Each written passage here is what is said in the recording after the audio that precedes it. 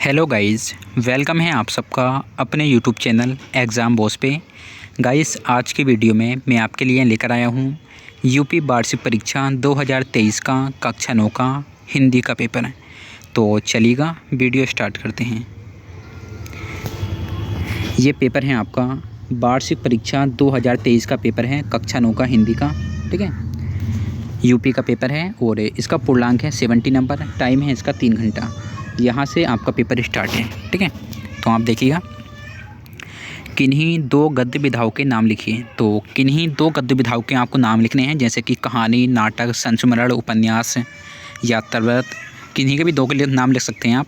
दूसरा है आपका ख, भारतेंदु युग का समय लिखो। ठीक है, तो भारतेंदु युग का समय था 1868 से 1900 ईस्वी तक। 1868 से 1900 ईस्वी तक भारतेंदु युग चला था और इस युग के जो संस्थापक थे वो थे भारतेंदु हरिश्चंद्र। ये भी आपको याद रखना है। ठीक है, इस युग के प्रवर्तक या संस्थापक भारतेंदु हरिश्चंद्र। उसके बाद है आपका ग, खड़ी बोली हिंदी की प्रथम रचना तथा लेखक का नाम लिखो। खड़ी बोली हिंदी की प्रथम रचना है गोरा बादल की कथा। खड़ी बोली हिंदी की प्रथम रचना गोरा बादल की कथा और इसके लेखक हैं जटमल। उसके बाद है आपका घ, ब्राह्मण पत्रिका के लेखक का नाम लिखो। ब्राह्मण पत्रिका के लेखक हैं प्रताप नारायण मिश्र। उसके बाद है आपका ल, चंद्रकांता उपन्यास के लेखक का नाम लिखो। तो इस उपन्यास के लेखक हैं देवकी नंदन खत्री। ठीक है, आगे देखते हैं। यहाँ से है आपका दूसरे लेखक है रीति काल का दूसरा नाम तथा समय अवधि लिखो। रीति काल का दूसरा नाम है उत्तर मध्य काल और रीति काल का टाइम पीरियड है 1643 से 1843। ठीक है, 1643 से 1843 तक रीति काल चला था और इसका सेकंड नाम है उत्तर मध्य काल। उसके बाद है आपका ख, आदि काल के प्रमुख कवि तथा उसकी रचना का नाम लिखो। तो आदि काल के एक प्रमुख कवि थे चंद बरदाई और इनकी रचना का नाम है पृथ्वीराज रासो। ठीक है, आदिकाल के प्रमुख कवि चंद बरदाई और इनकी रचना पृथ्वीराज रासो। उसके बाद है आपका ग, तुलसी के आराध्य कौन थे। तो तुलसी के जो आराध्य थे वो थे राम। तुलसी के आराध्य राम और सूरदास के आराध्य कृष्ण। ठीक है, आराध्य का मतलब है कि तुम किसे मानकर अपनी लेखन क्रिया कर रहे हो। ठीक है, तुलसी ने जो भी लिखा है राम के बारे में लिखा है और सूरदास ने जो लिखा है अधिकतर वो भी कृष्ण के बारे में लिखा है। ठीक है, तो इस टाइप से कर सकते हैं आप। आगे है आपका घ, भक्ति काल को किस युग की संज्ञा दी जाती है। तो भक्ति काल को हिंदी साहित्य का स्वर्णकाल कहा जाता है। आगे देखिएगा ल, कृष्ण भक्ति काव्यधारा के प्रतिनिधि कवि कौन हैं। तो वो हैं सूरदास। सूरदास जो हैं वो कृष्ण भक्ति काव्यधारा के प्रतिनिधि कवि हैं। उसके बाद आपका तीसरा क्वेश्चन स्टार्ट होता है, निम्नलिखित गद्यांश पर आधारित दिए गए प्रश्नों के उत्तर लिखो। तो ये आपको गद्यांश पढ़नी है यहाँ से यहाँ तक और उसके बाद में नीचे कुछ क्वेश्चन है, इसका आपको आंसर देना है। आगे देखते हैं, यहाँ से आपका चौथा क्वेश्चन स्टार्ट होता है और ये पद्यांश आपको पढ़नी है और इसका संदर्भ सहित व्याख्या करनी है। ठीक है, पहले आपको इसका संदर्भ लिखना है, उसके बाद में इसकी आपको व्याख्या करनी है। नीचे है पांचवा क्वेश्चन, 3 लेखकों के नाम दिए हैं। तो 3 लेखक में से आपको किसी एक लेखक का जीवन परिचय और उसकी एक रचना लिखनी है।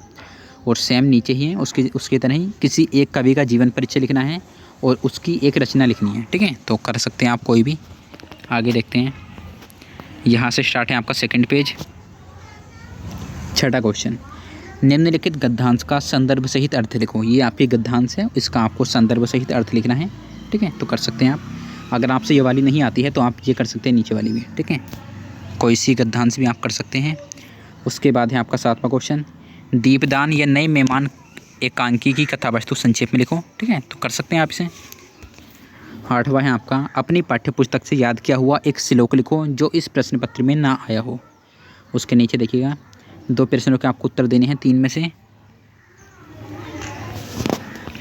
यहाँ देखिएगा, यहाँ से आपका 9वां क्वेश्चन, श्रृंगार अथवा वीर रस की परिभाषा उदाहरण सहित लिखो। ठीक है, तो श्रृंगार रस की परिभाषा, प्रेमी और प्रेमिका के मन में स्थित स्थायी भाव, रति या प्रेम से उत्पन्न आनंद को श्रृंगार रस कहते हैं। ठीक है, एक बार सुन लीजिएगा, प्रेमी और प्रेमिका के मन में स्थित स्थायी भाव, रति या प्रेम से उत्पन्न आनंद को श्रृंगार रस कहते हैं। और इसका जो उदाहरण है वो है, मेरे तो गिरिधर गोपाल दूसरा न कोई, जाके सिर मोर मुकुट मेरो पति न सोई, मेरे पति सोई। ठीक है, कुछ इस टाइप से इसका एग्जाम्पल है। उसके बाद है आपका वीर रस। जब किसी युद्ध अथवा किसी कार्य को करने के लिए हृदय में जो उत्साह का भाव जागृत होता है उसे वीर रस कहते हैं। ठीक है, जब किसी युद्ध अथवा किसी कार्य को करने के लिए हृदय में जो उत्साह का भाव जागृत होता है उसे वीर रस कहते हैं। और इसका एग्जाम्पल है, बुंदेलो हर बोलो के मुँह से हमने सुनी कहानी थी, खूब लड़ी मर्दानी बह तो झांसी वाली रानी थी। तो ये इसका एग्जाम्पल हो जाएगा वीर रस का। उसके बाद है आपका चौपाई। चौपाई में जो है 4 चरण होते हैं और प्रत्येक चरण में 16-16 मात्राएं होती हैं। और दोहा देखिएगा, दोहे में भी 4 चरण होते हैं। इसके पहले और तीसरे चरण में 13-13 मात्राएं और दूसरे और चौथे चरण में 11-11 मात्राएं होती हैं दोहे में। ठीक है, दोबारा सुन लीजिएगा। चौपाई में 4 चरण होते हैं और प्रत्येक चरण में 16-16 मात्राएं होती हैं। और दोहा छंद में भी 4 चरण होते हैं और पहले और तीसरे चरण में 13-13 मात्राएं, दूसरे और चौथे में 11-11 मात्राएं। ठीक है, आगे देखिएगा, अनुप्रास अथवा यमक अलंकार की परिभाषा उदाहरण सहित। अनुप्रास अलंकार, जब एक ही वर्ण या अक्षर बार बार आए, ठीक है, तो वहाँ पे होता है हमारा अनुप्रास अलंकार। जैसे कि तरनी, तनुजा, तर, तमाल, तरुवर, बहुछाय। यहाँ पे तय जो वर्ण है वो बार बार आ रहा है। ठीक है, आगे देखिएगा यमक अलंकार, जब एक ही शब्द कई बार यूज हो और उसका अर्थ अलग अलग हो। जब एक ही शब्द कई बार यूज हो और उसका अर्थ अलग अलग हो, जैसे कि कनक कनकते सोगनी मादकता दिखाए, ये जो वो है आपका, तो ये इसका यमक अलंकार का उदाहरण है। ठीक है, कनक कनकते सोगनी। आगे देखिएगा, यहाँ पे आपको इनके विलोम लिखने हैं।